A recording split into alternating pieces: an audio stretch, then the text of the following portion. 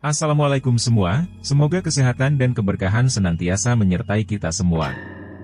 Pada kesempatan kali ini, saya akan mempersembahkan sebuah cerita yang ditulis oleh Dioseta berjudul, Senandung Seduh Lembayung Senja Part 2. Sebelum kita memulai cerita tersebut, alangkah baiknya untuk memberikan dukungan dengan cara like, komen, dan subscribe. Dukungan dari kalian sangat berarti bagiku dan akan menjadi motivasi bagi saya untuk terus membawakan cerita-cerita yang menarik lainnya. Dan jangan lupa mampir di Twitter Dioseta, untuk cerita-cerita horor yang lebih seru lainnya. Kali ini kita akan melanjutkan cerita, Senandung Seduh Lembayung Senja Part 2, bagi kalian yang belum nonton video part 1-nya. Link video sudah Mimin taruh di deskripsi video. Oke, tanpa berlama-lama, mari kita mulai ceritanya. Selangkah demi selangkah aku tertatih menuju ke rumah. Sungguh sakit. Seluruh tubuhku terasa sakit oleh luka-luka yang dihasilkan oleh teman-teman Reza, tapi itu tidak lebih sakit dari apa yang kurasakan setelah melihat perlakuan Reza pada Rani. "Hei Nandar, dari mana kamu pulang selarut ini? Pakai babak belur lagi? Berantem kamu?" Teriakan ibu menyambutku dari dalam rumah. Di belakangnya terlihat seorang pria YG tidak kukenal setengah telanjang di sofa rumah kami dengan tumpukan botol-botol minuman keras. Aku hanya menoleh dan masuk kamar dengan membanting pintu. "Dasar bocah gak tahu diuntung. Awas aja sampai kamu bawa masalah ke sini," ucap ibu sambil memukul pintu kamarku sekencang-kencangnya. Sudah, itu anak sial yang kamu ceritain itu kan? Cuekin aja, mending kita senang-senang lagi. Nih minum." Dari dalam kamar terdengar suara laki-laki itu sedang berusaha menarik ibuku untuk meneruskan kesenangannya.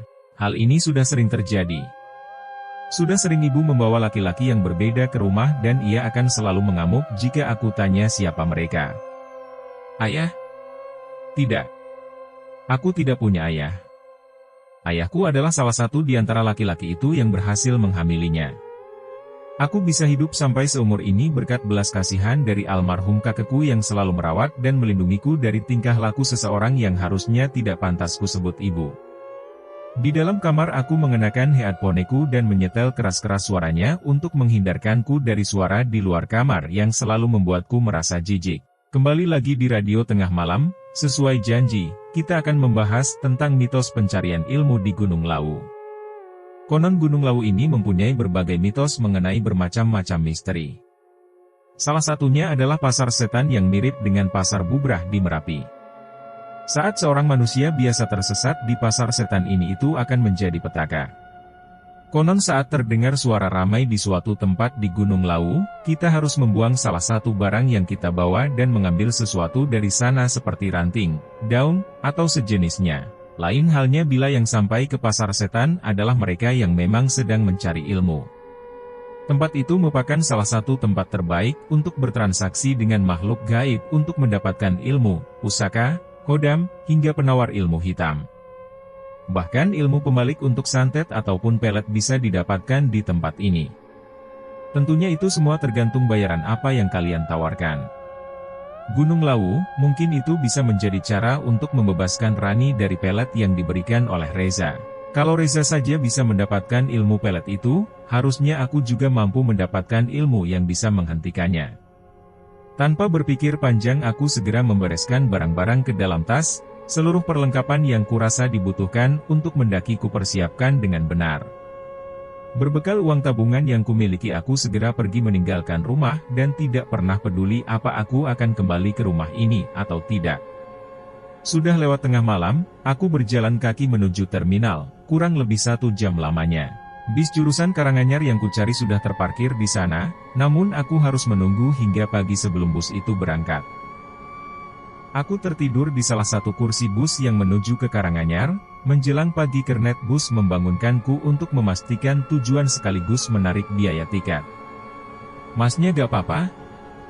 Itu lukanya banyak, diobatin dulu nih," ucap kernet itu yang kembali lagi dengan membawa perlengkapan P3K. "Dikeroyok preman ya mas?" tanyanya. Aku hanya mengangguk, tidak mungkin juga aku menceritakan kejadian semalam. Segera ku bersihkan luka-lukaku dan mengembalikan kotak P3K kepada kernet tadi. Sungguh lucu, bahkan kernet bus yang tidak kukenal bisa lebih memperhatikanku dibanding dengan ibuku sendiri.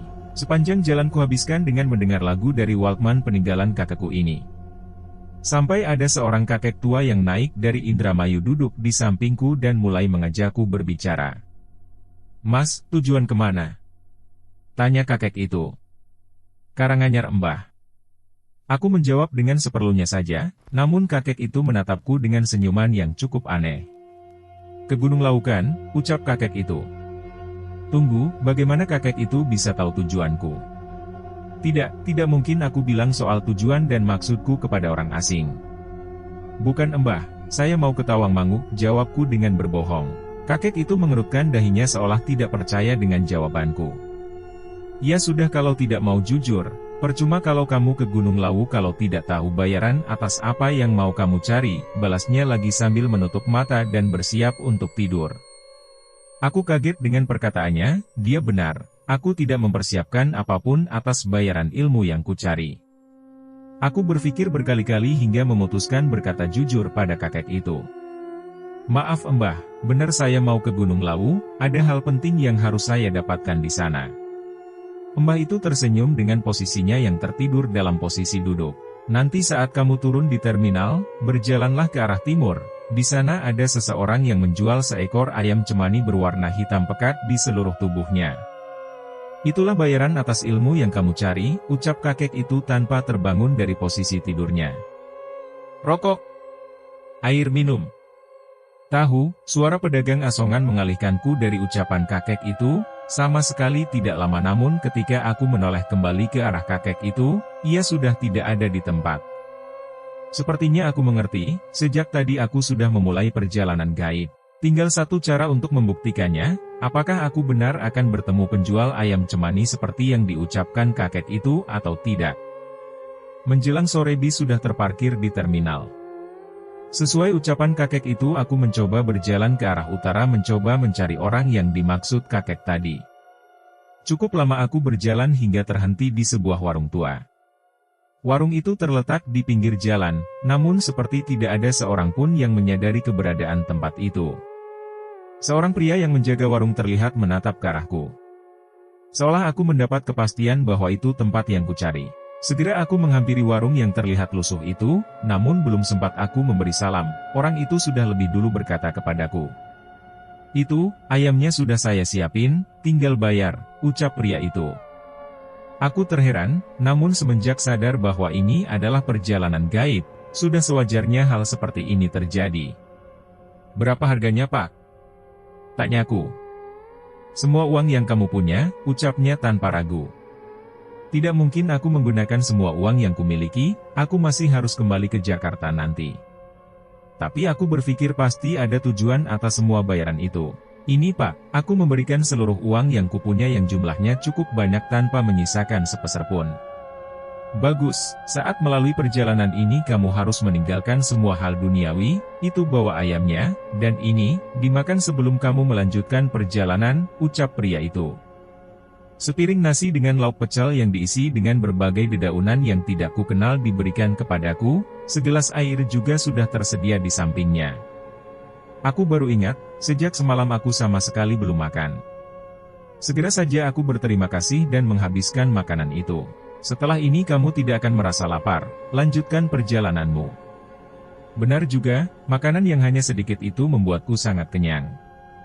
Aku segera berterima kasih dan meninggalkan warung itu dengan membawa keranjang dengan berisi ayam yang berwarna hitam pekat tanpa noda sedikit pun. Tanpa adanya uang, aku mencari tumpangan dari kendaraan-kendaraan yang lewat dan dilanjutkan berjalan kaki untuk tiba di gerbang pendakian Gunung Lawu di sebuah komplek candi yang cukup luas. "Mas, ke Gunung Lawu benar lewat sini kan?" ucapku pada seorang pemuda yang sedang berjaga di sana. Orang itu melihatku membawa seekor ayam seolah mengerti sesuatu. "Bener Mas, tapi Masnya yakin mau ke sana?" Pemuda itu memastikan kepadaku. Aku hanya mengangguk, tak ada pilihan bagiku untuk mundur. Semakin lama aku menunda, semakin aku tidak yakin dengan kondisi Rani. "Mas coba dipikir-pikir dulu ya, lebih baik Masnya," belum sempat selesai berbicara. Suara seorang kakek memotong ucapannya. "Hei! Kamu! Kemari. Itu adalah kakek yang tadi berada di sampingku saat di bus. Aku meninggalkan pria itu dan menghampirinya. Jalan yang kamu tuju ke arah sana, setelah kamu melewati percabangan pohon cemara kamu akan menemukan sebuah padang yang dipenuhi ilalang. Ingat, yang kamu cari adalah sosok harimau. Baik Mbah, ucapku tanpa membantah kata-katanya. Keanehan yang terjadi selama perjalanan ini membuatku merasa tidak perlu meragukan perkataan kakek itu sama sekali. Jangan bertransaksi dengan siapapun kecuali sosok harimau, ingat itu. Sekali lagi kakek itu memperingatkanku. Langit mulai memerah, perbatasan siang dan malam pun kembali terlihat. Senja yang muncul di kaki gunung ini membuka ingatanku akan Rani dan semakin membulatkan tekadku untuk meraih tujuanku di gunung ini. Walaupun aku belum pernah ke sini, entah mengapa aku merasa sudah ada yang menuntunku untuk menemukan apa yang kucari. Dengan perasaan itu aku merasa yakin untuk berjalan sendiri, terpisah dengan pendaki lainnya. Selangkah demi selangkah aku melalui jalur pendakian yang cukup terjal. Ketika malam semakin pekat, aku merasakan banyak sosok yang memperhatikanku dari balik pepohonan. Aku berusaha untuk tidak mempedulikannya hingga satu saat cahaya bulan tertutup oleh awan. Suasana hutan menjadi semakin kelam, aku menahan rasa takutku hingga satu-satunya jalur yang kulewati dihadang oleh sesosok makhluk terbungkus kain kafan lusuh dengan sisa noda darah di tubuhnya. Pocong, aku terjatuh dan memaksa diriku menjauh dari makhluk itu. Namun ketika menoleh ke belakang, makhluk serupa sudah mendekatkan wajahnya yang penuh belatung ke arahku. Satu persatu makhluk serupa bermunculan mengelilingiku di tengah gelapnya malam. Terlihat satu di antaranya yang paling berbeda dengan kain kafan yang berwarna hitam menoleh ke arahku. Dengan bayaran yang kamu bawa, kamu bisa mendapatkan kekayaan dan kesetiaan seluruh pasukanku. Ucap makhluk itu melalui pikiranku. Semula aku merasa takut, namun ucapan pocong hitam itu mengingatkanku akan perkataan kakek tua tadi bahwa aku hanya boleh bertransaksi dengan sesosok harimau. Tubuhku masih gemetar, namun aku tetap memaksakan diri untuk berlari menerobos melewati sosok makhluk-makhluk itu. Beberapa pos pendakian kulewati, hingga tiba di sebuah sabana. Di tempat ini indraku semakin sensitif. Kali ini makhluk halus berwujud prajurit mengelilingiku. Terdengar sayup-sayup di sekitarku seolah suara peperangan yang berlangsung terus-menerus. Terlihat selama ditempati itu makhluk halus itu terus berlutut seolah menawarkan kesetiaannya. Namun aku tetap pada pendirianku dan meninggalkan mereka. Setelahnya aku sampai di pos 5 tempat beberapa kemah telah didirikan karena memang tidak ada shelter di sini.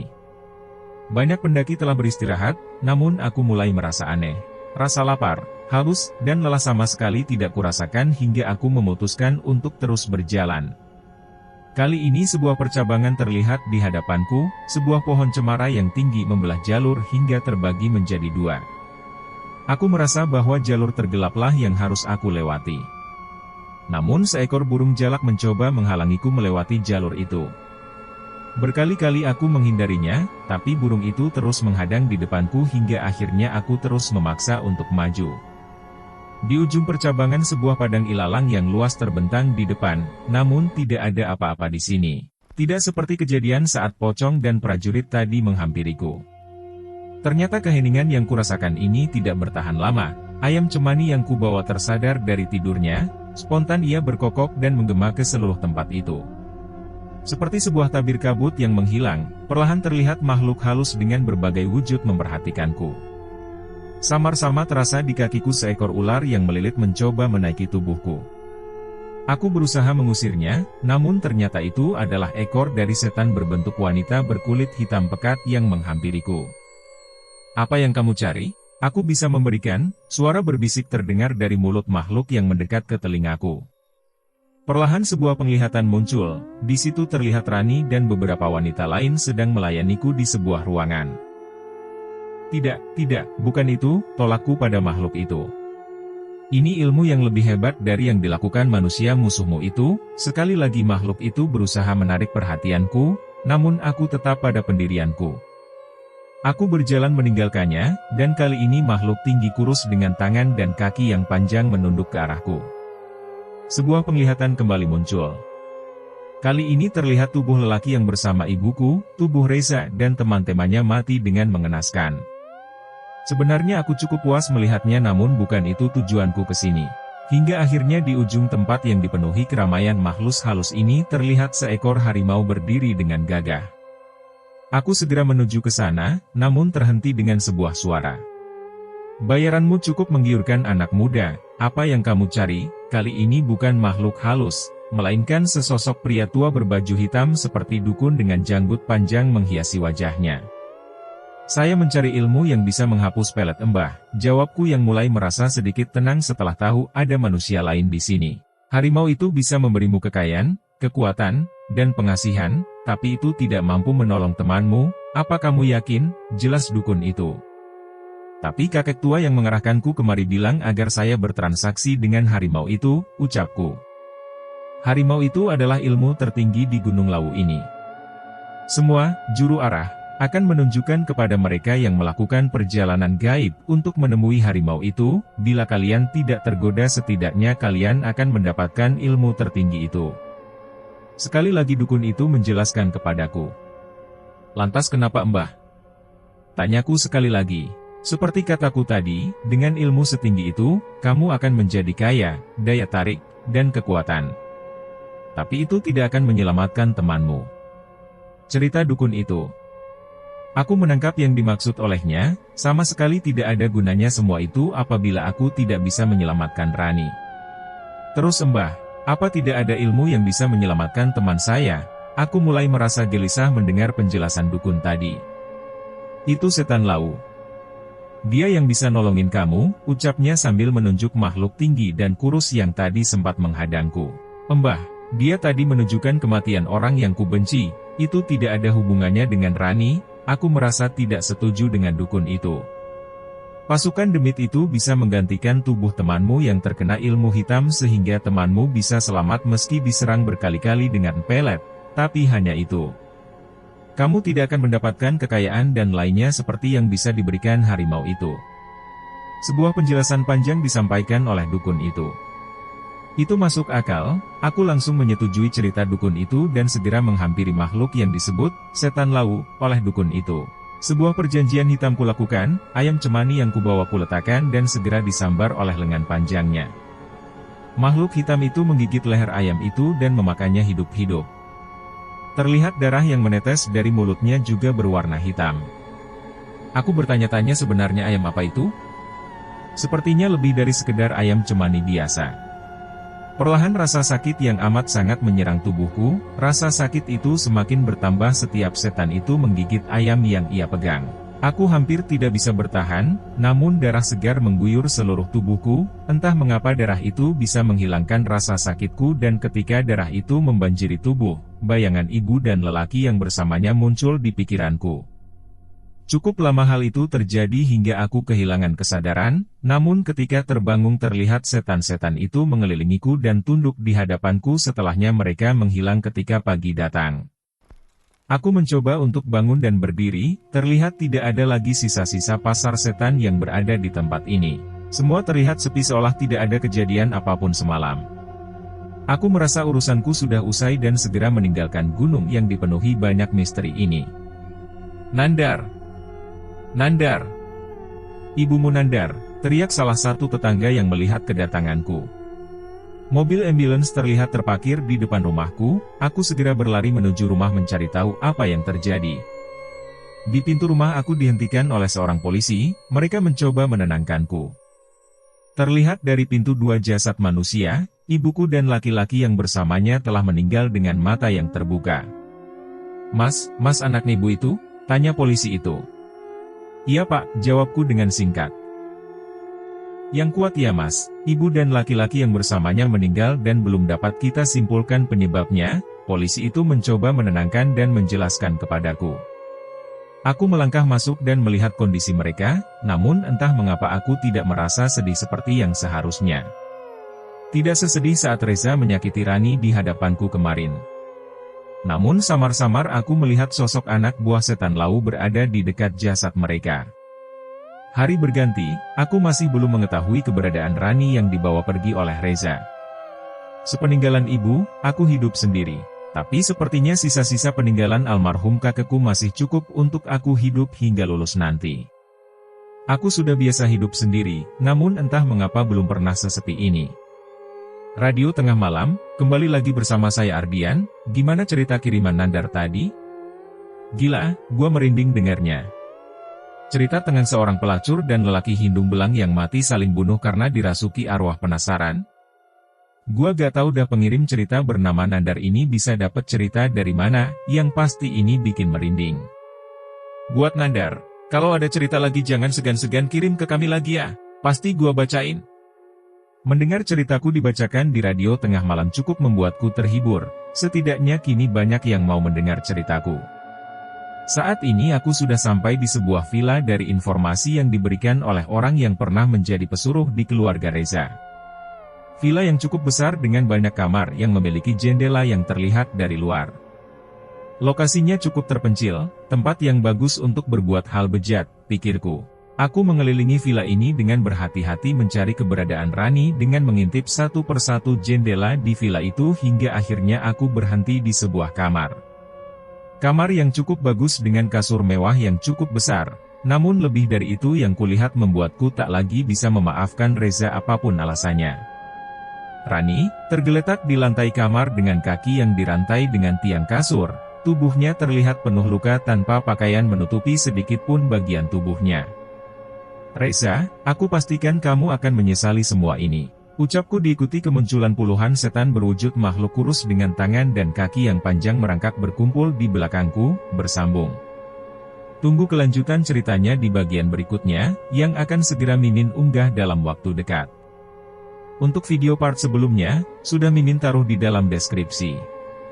Serta ada juga cerita lainnya, yang tidak kalah bagusnya. Jangan lupa untuk like dan bagikan cerita ini kepada teman-teman dan saudara kalian, supaya channel ini terus berkembang.